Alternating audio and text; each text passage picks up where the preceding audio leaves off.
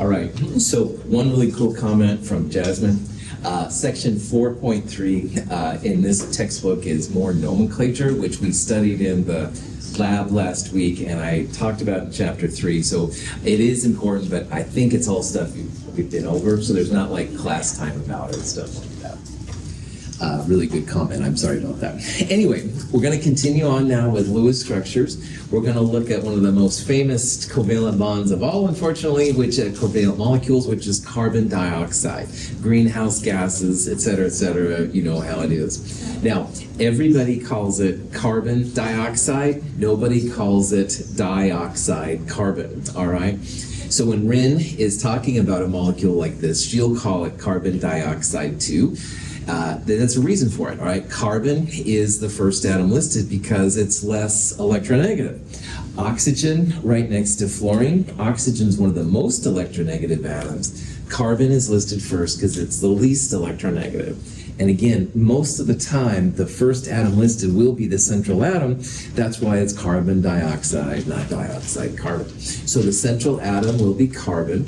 Valence electrons. Carbon is group 4, so 4 valence electrons. Oxygen is in group 6, so 6 valence electrons. 6 times 2 is 12, plus 4, 16 valence electrons. Divide it by 2, that would be 8 pairs of electrons. Okay? And when you make the molecule, you need to connect the outer atoms to the inner atoms, the oxygens in this case to the carbon. So we're going to use a sigma bond, or one of the pairs of electrons, to connect those oxygens to the inside. If we had 8 pairs total, that means we have 6 pairs left. And then, like we saw in the sulfite example, the remaining lone pairs go on the outside atoms first to give them an octet. And if there's any left over, you put them on the inside. So with the 6 pairs we have left, we're going to give this oxygen an octet, which means 4 pairs. This oxygen is happy. And the other 3 pairs we'll put on this oxygen. That gives that oxygen 1, 2, 3, 4 pairs total. It's happy as well. So at this point, it might be tempting to think, okay, we're done. But most central atoms must have an octet, all right? They must have 4 pairs. And this carbon, as listed, has 1 bonding pair and 2 bonding pairs, only 2 pairs. You can't leave the central atom with fewer than an octet most of the time. And we'll talk about the exceptions here in a little bit. Carbon always has to have 4 pairs, all right? I don't know of any exception where it doesn't have 4 pairs.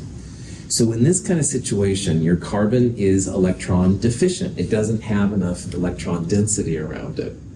So what you can do in this case then is take 1 lone pair from each oxygen and force it to have a second bonding pair. Now, the first bonding pair we called a sigma bond. The second bonding pair, which is in red in this case, it's called a pi bond. It gets the symbol pi. It's different than the math 3.1416 number, whatever it is. This is actually a second bonding pair that exists between the carbon and the oxygen. So oxygen is forced to share some of its lone pairs. Now, the reason why this is now the carbon in this structure has 1, 2, 3, 4 pairs, so that's an octet. This carbon is happy. And really, oxygens are happy too. Oxygens have 2 lone pairs and 2 bonding pairs. They also have 4 pairs, so the oxygen still has an octet. It has to share it now. It's not, hogging onto it like it did before. So this is an example of what we call a double bond. A double bond is a sigma, the first one, and a pi bond, the second one. Sigma plus pi equals double bonds. And they're actually quite common in the kind of stuff we're going to do here. So again, that central atom almost always needs to have an octet. It needs to have 4 pairs around it. So you can share electrons from the outer atoms with the inner atom in order to give it the electron density it needs. So, in this question, we have another example with some different types of multiple bonds. Now, in addition to double bonds, you can have triple bonds as well as single bonds. And even though I won't talk about it in class, yes, there is a quadruple bond. It's rare. It's only between metals. It does exist, but it's very, very rare, and we won't talk about it in this class. But anyway, in this one, I want you to tell me which is the incorrect Lewis structure. Now, while I said that carbon needed to have that octet, those 4 pairs around it, almost all the time, the central atom can't have more than 4 pairs around it. So if you look at these 4 structures, which central atom has more than 4 pairs around it? Yeah, number 4, that's right. So number 4 down there, I just opened iClicker, sorry about that. Number 4 has 3 bonds on the left and 2 bonds on the right. That's 5 pairs. So central atoms almost always will have 4 pairs around them. Nitrogen, carbon, oxygen will definitely have only 4 pairs. So this nitrogen, 1, 2, 3, 4. This nitrogen, 1, 2, 3, 4. This nitrogen, 1, 2, 3, 4. But this one, 1, 2, 3, 4, 5, that kind of breaks these atoms apart. That would not be considered a stable example. Questions on that? So you can see a lot of these atoms, they have to have 4 pairs. All right, some of them can go a little more, some of them can go a little less, but most of them 4 pairs. They don't have 4 pairs, have them share electrons. They can't go more than 4 pairs most of the time. 4 pairs is kind of an important part for this stuff. Now there's lots and lots and lots of examples of multiple bonds, and we'll see some of them as we go through this class. Here's carbon dioxide, where there was a carbon-oxygen bond on both sides. Formaldehyde, which is what the funeral service people use, preserve their bodies and things like that. Oh, it's Halloween. Anyway, formaldehyde has a carbon-oxygen double bond, all right? Acetylene, for acetylene torches, has a triple bond. Lots and lots and lots of examples. And we'll talk more about this as we go through. We're also going to talk about why a double bond is quite different from a single bond. Cool. All right, so I've been babbling about how it's so important that the central atom has 4 pairs, an octet total, but there are exceptions. Now this is where Chem 221 goes a lot different than Chem 104 or Chem 151. In those classes, 4 pairs was kind of the dominant thing, but here we're going to see where there's exceptions. So as an example of one of the exceptions, I want to draw the Lewis structure for boron trifluoride, BF3. So the central atom in boron trifluoride, usually the first one listed, never hydrogen, least electronegative. For all of those reasons, that's going to be boron. Fluorine is the most electronegative. It will not be in the central part. In this molecule, boron is in group 3, so it has 3 valence. Fluorine is in group 7, and there's 3 of them, so 7 times 3, 21, plus 3, 24 valence electrons. And if you divide that by 2, that means there's going to be 12 electron pairs. So in this molecule, you'll have boron in the middle. The fluorines will be around the outside. You want to first connect the outer atoms to the inner atoms using a single bond. With the remaining electrons, you want to put lone pairs around the outer atoms.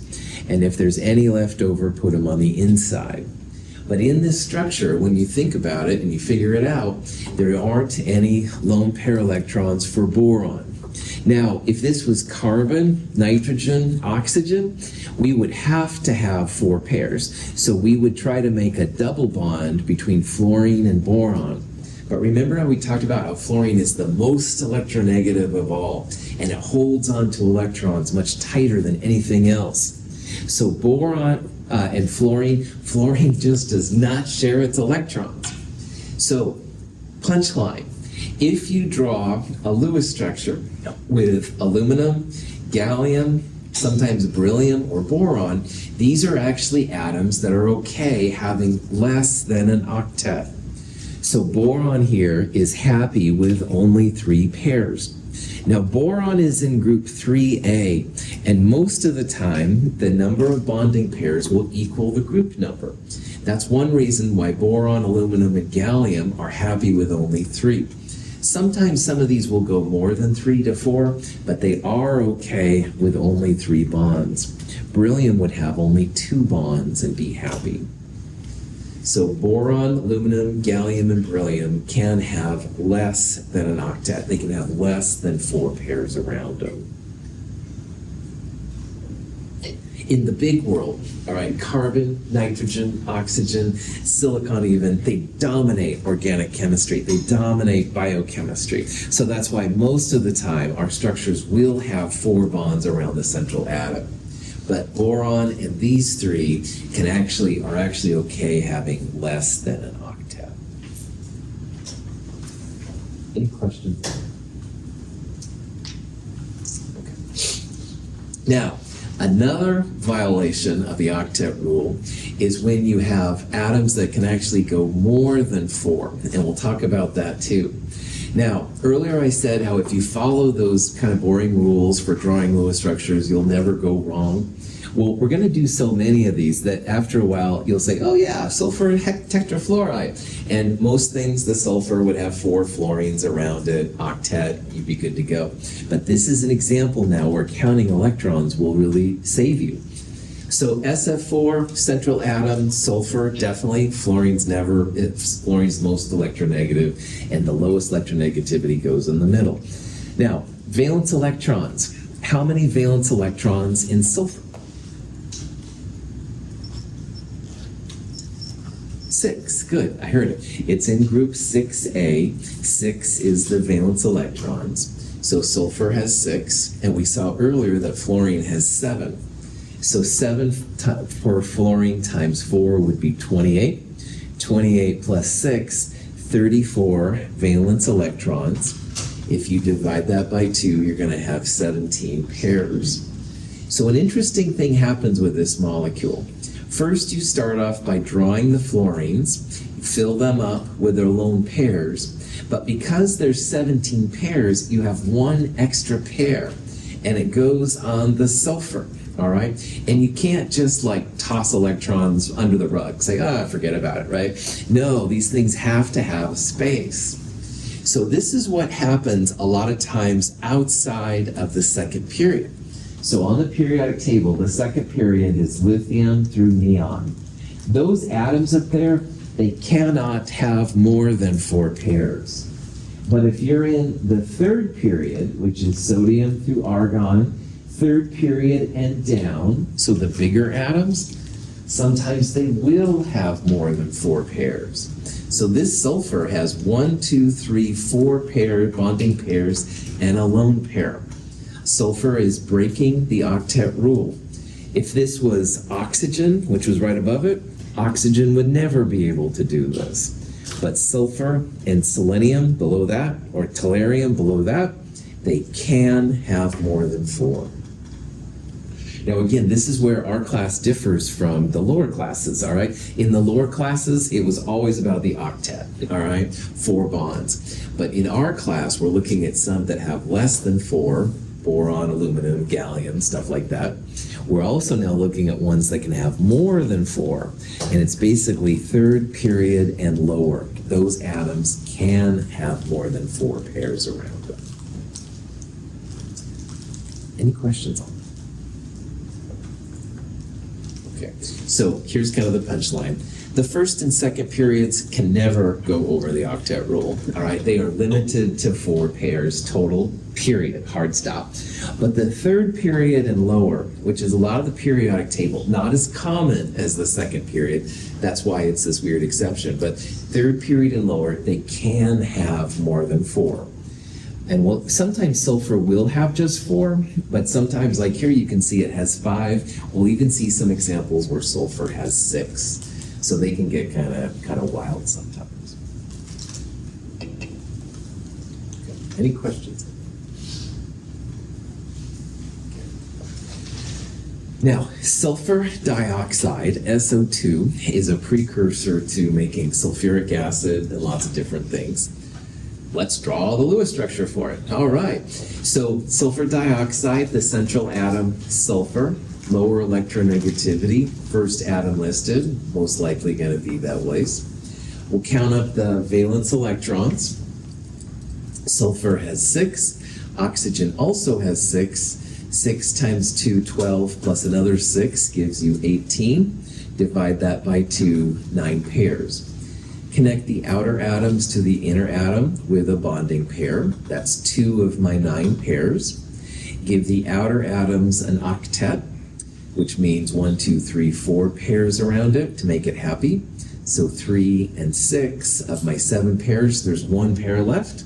We're going to put it on the sulfur. So initially, this is our structure for sulfur dioxide. But if you look at the sulfur here, it doesn't have an octet.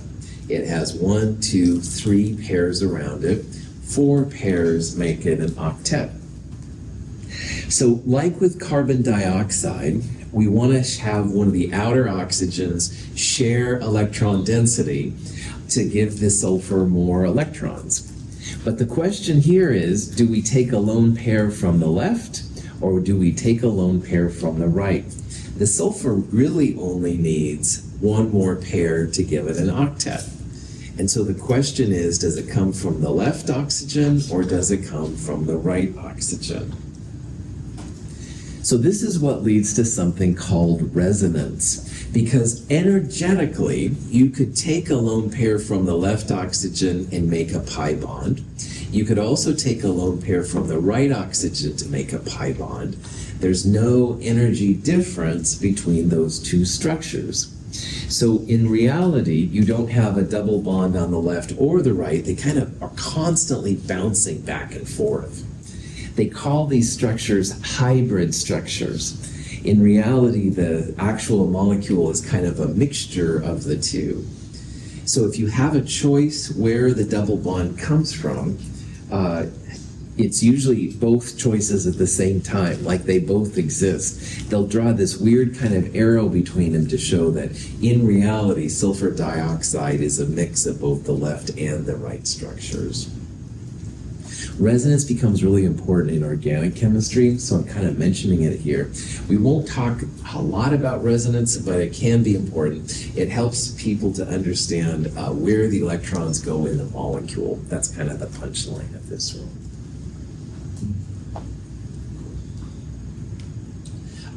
Another weird thing about these Lewis structures, everything we've seen so far has had even number of pairs of electrons, but you can have odd number of pairs of electrons. So I want to show you an example of that. This is an example of a paramagnetic compound. Now in the electron configurations, we saw that some atoms can be paramagnetic. They'll have an odd electron up without one down. Well, a molecule can have an odd electron on it too, which makes it paramagnetic. If you've heard about free radicals, a paramagnetic molecule is a free radical, all right? And these are much more reactive, and you have to be kind of careful with them, honestly. So as an example of how this works, let's draw nitrogen dioxide. So nitrogen dioxide, if you're going to draw the Lewis structure, central atom N. The valence electrons, though, are interesting. So for NO2, nitrogen is in group 5, so it has 5 valence. And oxygen, as we've seen, is group 6, and there's 2 of them. So 12 plus 5, 17 valence electrons. And if you try to divide this by 2, you get 8.5 in your calculator. So what I do for a problem like this is I write it as 8 pairs plus 1, because you've got 1 electron that's left over that's kind of a weird one. And this electron will take up a space like a pair would take up, but it is single electron by itself. So when you draw this out, nitrogen initially has a single bond to both oxygens. You fill up the outer atoms with electrons first, but there's that odd electron, that extra 1 right there, and it usually goes on the central atom here, nitrogen. Now to give nitrogen more like an octet, it has to share 1 lone pair from one of the oxygens, so it resonates because you could take it from the left or the right oxygen. But NO2, you can see from the Lewis structure, has this odd electron, and that's what makes it paramagnetic. And you want to be a little extra careful around molecules like that. They're usually a little bit more reactive than the neutral atoms are. Paramagnetic things will be attracted to magnets. Magnets are like super paramagnets, if you will, ferromagnetic materials, and it just makes these things a lot more reactive. Most of the things we deal with in our life are diamagnetic. They're not as energetically high-strung, if you will. These paramagnetic things can be weird. So, punchline, you can draw paramagnetic molecules if you want to, but just realize that the odd electron takes up its own space. Any questions on that? Okay. The next weird thing we're going to look at here a little bit is how to tell which resonance structure is the best structure. And this is kind of weird to describe, but I'll go through lots of examples of how this works. Formal charges are a way to tell which structure, which resonance structure is best in a molecule. And the formula for a formal charge is very strange, and I apologize, but it literally is a number. The formal charge is for a specific atom in a Lewis structure, and it's equal to the group number minus the number of bonds minus the number of lone pair electrons. And the more zero formal charges you have, the more stable the molecule would be. But if you have a good resonance structure, all the formal charges must equal the ionic charge. Now, probably that was about as clear as mud. So let me do some examples now and show you how come formal charges are so important to chemists. Are there any questions at this point? Okay. Formal charge calculations can often help us identify the most stable isomers of molecules. Consider the isomeric compounds, hydrogen cyanide and hydrogen isocyanide. Both structures have octets of electrons about carbon and nitrogen. The formal charge on carbon in hydrogen cyanide is 0. Similarly, the formal charge on nitrogen is 0. In hydrogen isocyanide, the formal charge on carbon is -1. The formal charge on nitrogen is +1. Because the formal charges are non-zero in hydrogen isocyanide, we can predict if this isomeric form is less stable than hydrogen cyanide, as found to be the case. HCN makes two different isomers, which means it's the same number of atoms, but they're different in space. So HCN is hydrogen cyanide. This thing is called hydrogen isocyanide. And the question might come, which of these is a better Lewis structure? Now, if you look at it just from a bird's eye view, like the carbon has 4 bonds, it's got its octet, nitrogen 1, 2, 3, 4 bonds, happy. And the same thing down here, this carbon has 3 plus a lone pair, 4 pairs, happy. Nitrogen 3 plus 1, 4 pairs, happy. But one of them actually is the dominant structure, and this is where formal charges really rock. Now, hydrogen in both cases is equal to 0. And how they got that, it's group number, which hydrogen is 1. You subtract the number of bonds. So both of these hydrogens have 1 bond, so I'm subtracting 1. And both of the oxygens don't have any lone pairs, so -0. So the formal charge on the hydrogens in both cases is 0, all right? No problem. But where it gets interesting is the carbon and nitrogen. Now, what's the group number for carbon? 4, excellent. It's group number 4. This version of carbon has 1, 2, 3, 4 bonds around it. So I'm going to subtract 4. And this carbon has no lone pairs on it. So this formal charge is 0 on that carbon. Now, nitrogen is in group 5. And this nitrogen has 1, 2, 3 bonds, and it has now 2 lone pair electrons. So notice that you subtract all of the lone pair electrons, but you only subtract the bonds. But anyway, this nitrogen goes to 0. Any questions on how I calculated those numbers? Okay, now in this version, the isocyanide, nitrogen is still group 5. I'm going to subtract the number of bonds, which is 4, and there's no lone pair electrons. So this nitrogen now has a positive 1 formal charge. Carbon right here, carbon is group 4. It has 3 bonds, and this carbon has 2 lone pair electrons. So this carbon now has a -1 formal charge. So this one, everything is 0. This one, 0 plus 1 minus 1. Now, if these are good resonance structures, adding up all of these numbers should equal the charge, if any, on the molecule. And this molecule doesn't have a charge. HCN is neutral. So 0 plus 0 plus 0 equals 0, good structure. 0 plus 1 minus 1 equals 0, also a good structure. But here's where formal charges are awesome. These positive ones and negative ones, they're like beacons in the night, all right? And if you've got a really lighthouse gleaming a thing of light, ships from a long ways away can see it and they know to steer around it, all right? Well, in my electron world, negative things are like beacons of energy too. And positive things are going to come in and attack the negative charge. Likewise, a positive charge is a beacon for negative things. So negative things will come in and attack the nitrogen. If everything's at 0, it's like the lighthouse is total black. You don't see anything, all right? No positives or negatives are going to see this as easily as they will this one right here. So in this particular version, between these two structures, the more zeros, the better. HCN by far more stable than HNC. I had a friend that used to work on this, and he always had to keep it like at negative 50 degrees Celsius because it would start to break down as it got closer to room temperature.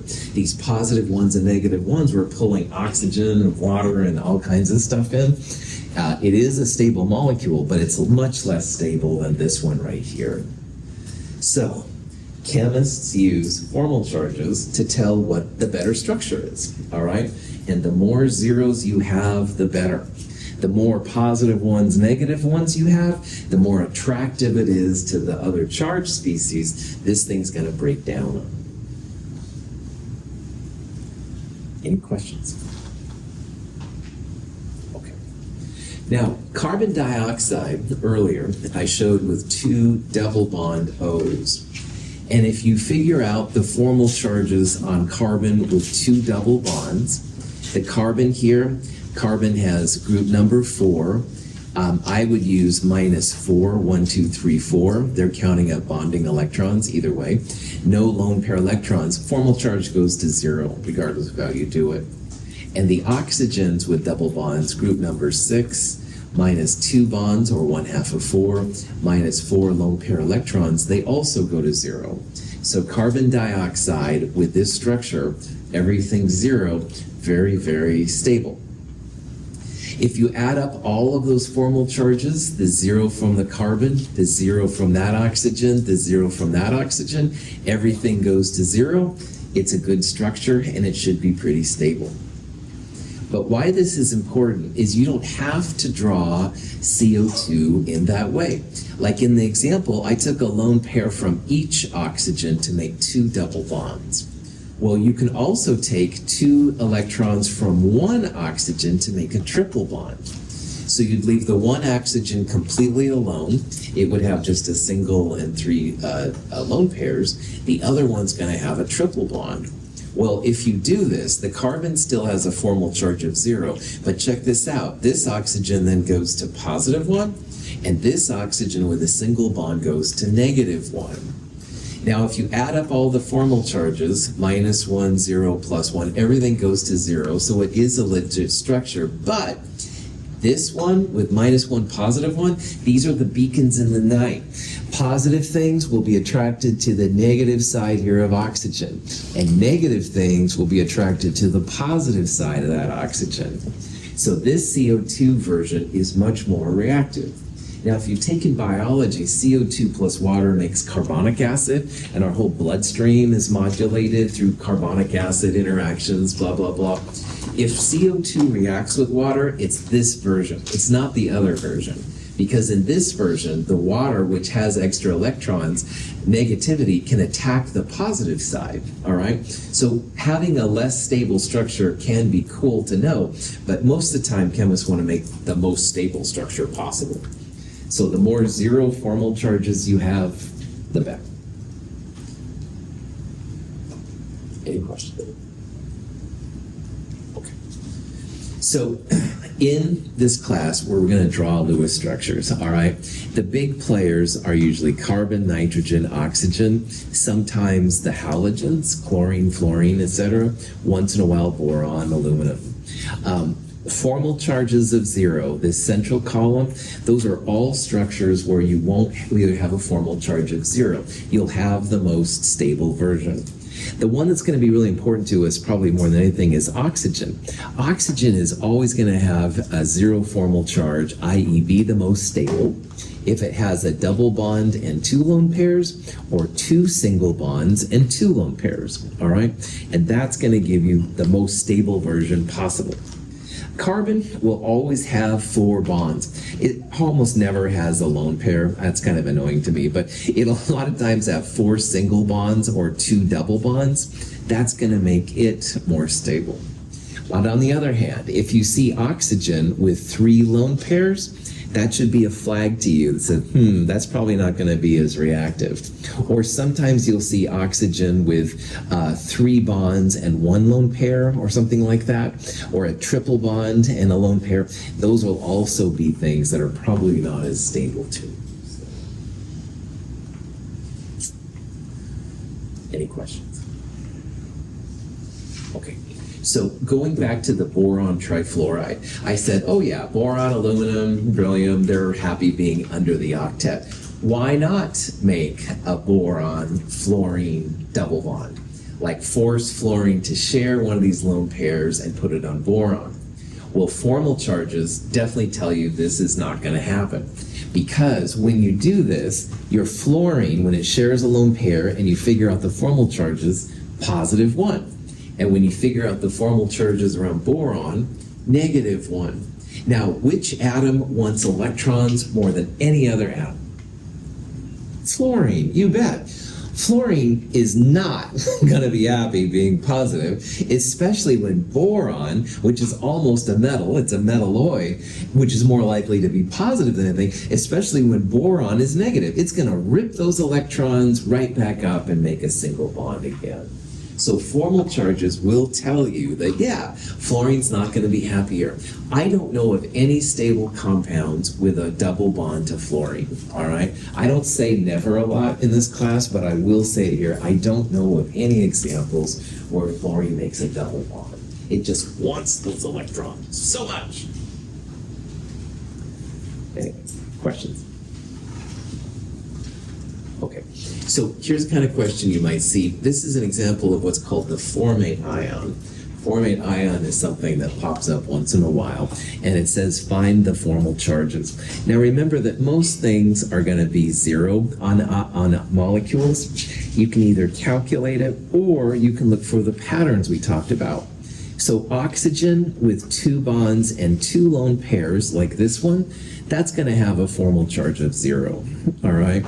You can calculate it too. Oxygen's group number 6, subtract the 2 bonds, subtract 4 lone pair electrons, 6 minus 2 minus 4, it's going to be 0. Carbon is always happiest with 4 bonds. And carbon here has a double and 2 singles, so 1, 2, 3, 4 bonds. So group number 4 minus 4 bonds minus no lone pairs will also give it a 0. But this oxygen right here, hopefully is going to start looking a little weird to you. It doesn't have 2 bonds and 2 lone pairs. Indeed, it has 3 lone pairs and 1 bond. So something's a little wonky about this oxygen. So oxygen here, group number 6, subtract 6 lone pair electrons, minus 1 bond. That one's going to be -1. So that's kind of the weird thing. Now, all of the atoms together must equal the charge, if there is one, on your compound. And this is an ion, so everything's -1.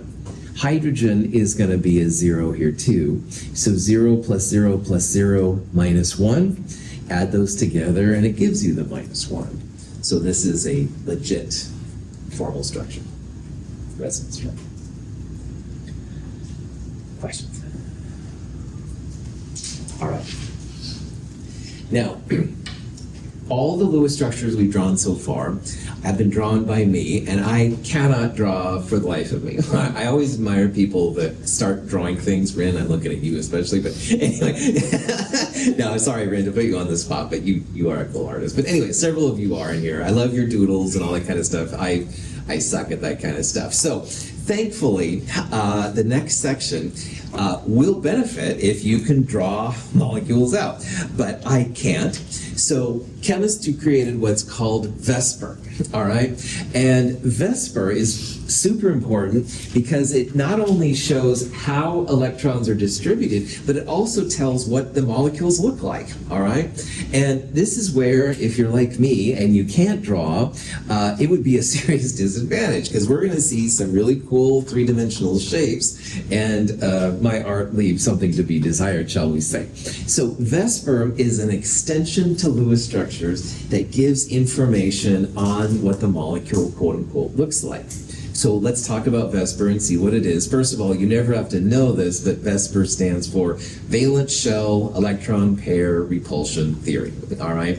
And what VSEPR comes down to is the idea that as lone pairs come together, they're going to try and get as far apart from each other as they can, okay?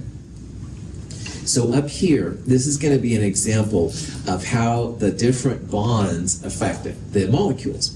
So in the middle right here will be this central atom. Let's call it carbon, all right?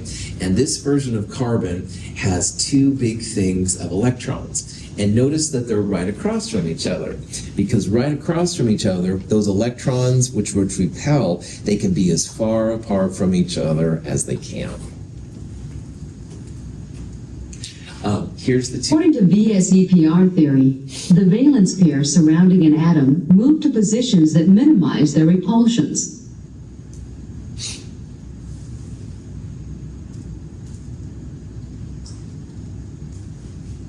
So as you add more bonds to the central atom, bonds are just electrons, all right? And they want to be as far apart from each other as they can. So we're going to talk about how VSEPR can be used to very accurately describe what molecules look like, which is pretty cool. Now, the number one most important handout from Chapter 4, which we'll use in Chapter 5 as well, it's called the Geometry and Polarity Guide. It's in the companion. You can also get one online. But I've tried to take all the information from this next section and put it together in one handout. And there's going to be some weird names and bond angles. It's all in this guide, all right? So I highly recommend that you check it out. Get a copy if you don't have one. It'll be really neat for you as you start drawing Lewis structures in a lab next week, stuff like that. So, if your central atom has two bonds to it, so beryllium difluoride is an example of this. Beryllium fluoride, that line right there, it's a bonding pair. It's two electrons. And those two electrons want to be as far apart from the other two electrons that they can. So if they're directly across from each other, that's going to be maximum distance. You know, you have them start getting closer and closer, they'll start to interact, but farther apart is great. So when you have two bonds, they are 180 degrees apart from each other. To make an angle, you need 3 points. So beryllium would be in the middle. These would be on the outside. 180 degrees is what you see. And the geometry here is called linear. It's a linear geometry.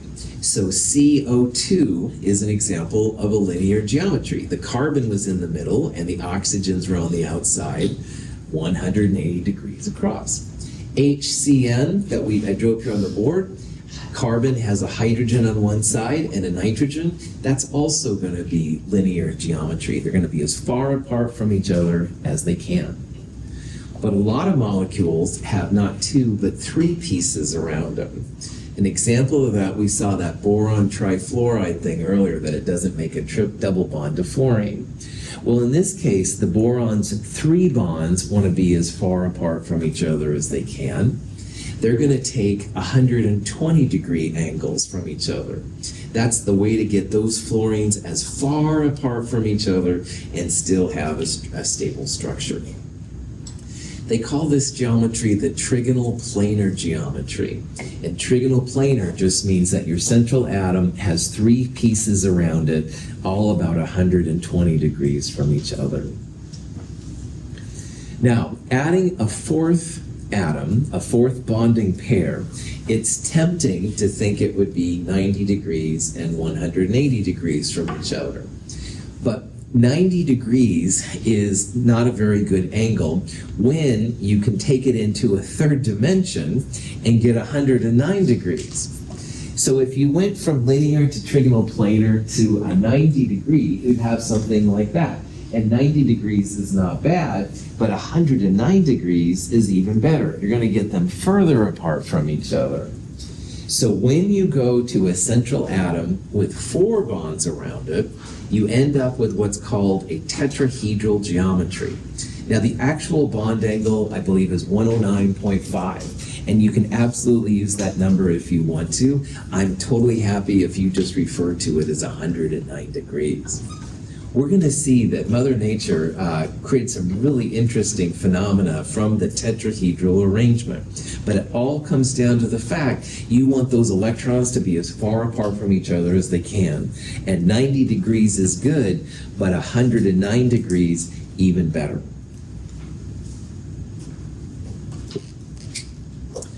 So let's go back to our ammonia-Lewis structure.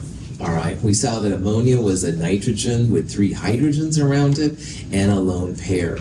What we can do now is we can apply VSEPR rules to see what it actually quote-unquote looks like. Now, I drew it like this, all right, straight across, 90 degrees, 180 degrees, because I can't draw, all right? But in reality, it's quite a different structure. Around the nitrogen, you have 1, 2, 3 bonding pairs and 1 lone pair. So you have 4 pairs total. And if you have 4 pairs, they want to get as far apart from each other as they can. So this is where they get into the tetrahedral positions. So we would refer to the electron pair geometry here as tetrahedral. Now notice that Lewis structures, I just drew it 90 degrees because I can't draw, okay?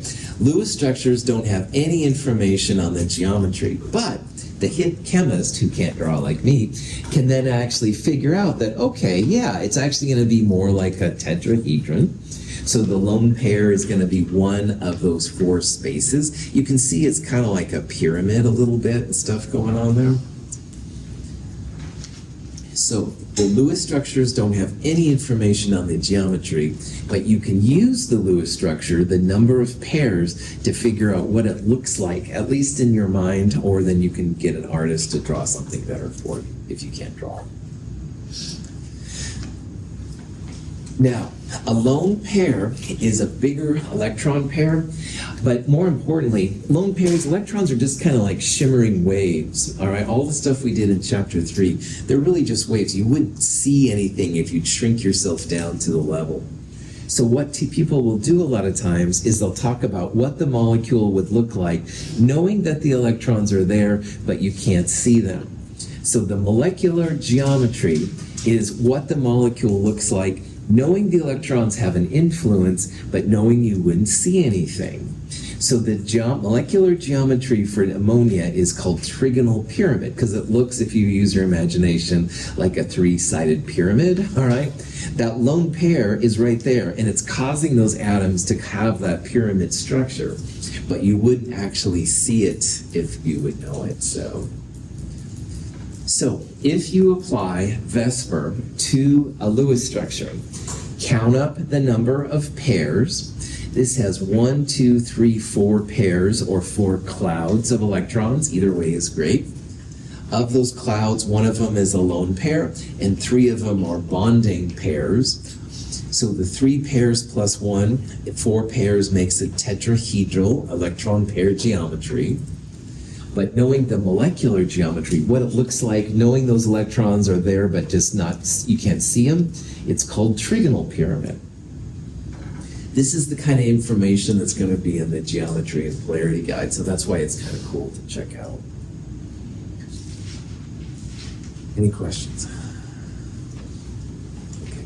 So again, Lewis structures have no information on geometry, and that's why it's absolutely okay to draw it like this, because chemists can't draw. All right. However, people that can draw better or use computer animation, stuff like that, then can actually draw this as a tetrahedral arrangement. The angles are all about 109 we talked about. The molecular geometry would be trigonal pyramid. So it gives you a better sense as to what the molecule will be like in the real world, and also then how it will react with other molecules. Okay. Water, H2O, when you draw out the Lewis structure, is an oxygen in the middle, hydrogen's on the outside, and the oxygen has 2 lone pairs. So that's the Lewis structure for water.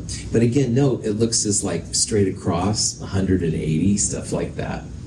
But with VSEPR, around that oxygen, you have 2 bonding pairs and 2 lone pairs, 4 clouds total. And anytime you have 4 clouds, that's the tetrahedron once again. So in a tetrahedron, you have like a thing on top and the 3-sided pyramid on the bottom. Well, 2 of the positions are taken up by lone pairs, and the other 2 positions are taken up by the hydrogens. So this is the tetrahedral electron pair geometry. And you literally just count up the number of clouds around the central atom to figure that out.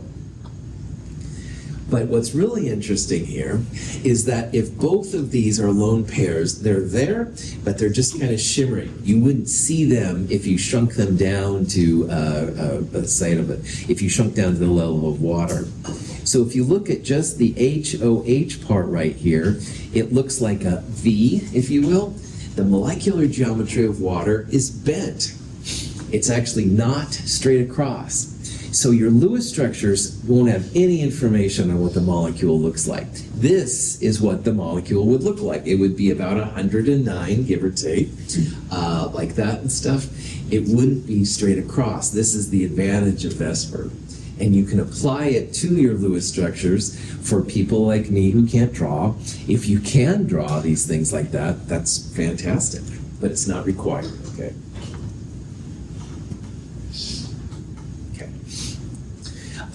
Here's a molecule, sulfur dichloride.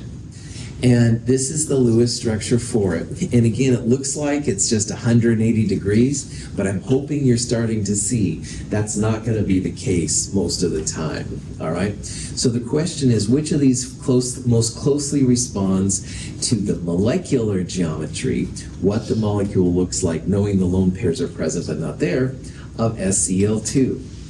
So for a molecule like this, what I do is I first start with the electron pair geometry. You look to the central atom. And sulfur here has 2 lone pairs and 2 bonding pairs. It has 4 pairs total. What do we call the electron pair geometry when there's 4 pairs? Tetrahedral. Good. Yeah, tetrahedral. The tetrahedral name is the electron pair geometry, and it allows you to tell what the angles are and all that kind of stuff. Now, the molecular geometry says that you know that it's tetrahedral. So 1 thing is up and 3 things are in the bottom of the pyramid. But 2 of them are lone pairs. So the chlorine-sulfur-chlorine angle is going to be not 180 degrees, but it's going to be the angle of the tetrahedron, which is about 109 degrees. And just like water, this thing is bent. It has the same geometry around the central atom. So instead of HOH being bent, as the example was right there, this is bent chlorine-sulfur-chlorine like that. So these things will begin to overlap sometimes as you look through them. So again, get a copy of the Geometry Polarity Guide. I think it'll help you a lot with these kind of things as we go through. Questions? This compound is methanol, CH3OH. And if you understand how all this stuff works, you can start to figure out the bond angles and all kinds of other things for it.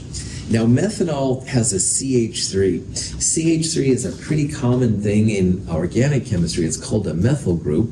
The methyl group is connected to an oxygen, and the oxygen's connected to the hydrogen. And when you draw the lone pairs around it, notice how the oxygen there has 2 lone pairs. So the question is, what are the bond angles for HCH, that's bond angle 1, and what's the bond angle for COH, bond angle number 2? And what you want to do to answer this is you want to find the electron pair geometry around the carbon, which is angle 1, and the electron pair geometry around the oxygen, which is angle 2. So carbon here has 1, 2, 3, 4 bonds around it. And anything in this class which has 4 bonds is going to be what geometry? Tetrahedral. Oh, you're singing. Well, my heart goes pitter-patter that you're all very. Yes, tetrahedral. Lots of tetrahedral. A lot of organic chemistry, tetrahedral. Tetrahedral always has a bond angle about 109 degrees. So HCH right there, tetrahedral, 109 degrees. COH, we look at the oxygen, and oxygen has 2 bonds and 2 lone pairs, 4 pairs total. What's the electron pair geometry with 4 pairs? Tetrahedral, oh, my heart goes pitter-patter once again. So tetrahedral always means about 109. So both of those angles about 109 degrees, all right? Give or take. Sometimes the lone pairs will squish it down a little bit. I don't even care about that. If you can see that they're tetrahedral, 4 pairs around the carbon, 4 pairs around oxygen, that means they're both tetrahedral, and tetrahedral means 109 degrees. This is what the molecule actually looks like. This is kind of a cool animation. You can see around the carbon, there's 1, 2, 3, 4. That's the tetrahedron. This is the molecular geometry around the oxygen. There are 2 lone pairs, but they're not showing. You end up with a COH angle that's about 109 degrees too. Acetonitrile is another CH3 methyl group, but this time it's connected to a carbon-nitrogen triple bond. This is the carbon-nitrogen of cyanide. Really crazy kind of stuff. So here it says, what are bond angles 1 and bond angles 2? Be careful around acetonitrile. It's a real crazy chemical. Anyway, bond angle 1, hydrogen, carbon, hydrogen, but you look at the central atom, the carbon, and carbon there has 1, 2, 3, 4 bonds around it. That's another tetrahedron. That's going to be 109, like the previous ones were. But the new player on the block is this one right here, this carbon. Now this carbon has a bond to the left, and it has a triple bond to nitrogen on the right. Now we're going to see that triple bonds, double bonds, and single bonds all count as like one big cloud. So this carbon has one big cloud here and one big cloud here, and those clouds want to be as far apart from each other as they can, 180 degrees. So in this molecule, the HCH around that carbon, which is tetrahedral, 109. But double, triple, and single bonds, they all count as one cloud. This carbon has a bond to the left, a bond to the right, 2 clouds total, 180 degrees, a linear electron pair geometry. This is boron trifluoride. The boron has 1, 2, 3 bonds around it. They want to be as far apart from each other as they can. I drew the Lewis structure like 180 and 90. That's outright wrong because this is trigonal planar, all right? Those fluorines want to be as far apart from each other as they can. So the separation between all fluorines is greater when you have angles at about 120 degrees, which is kind of cool. Questions? All right, let's take a break. It's about 10:26, 10:31 or so. I will start back up. Take a break, stretch your legs, breathe fresh air, whatever you have to do.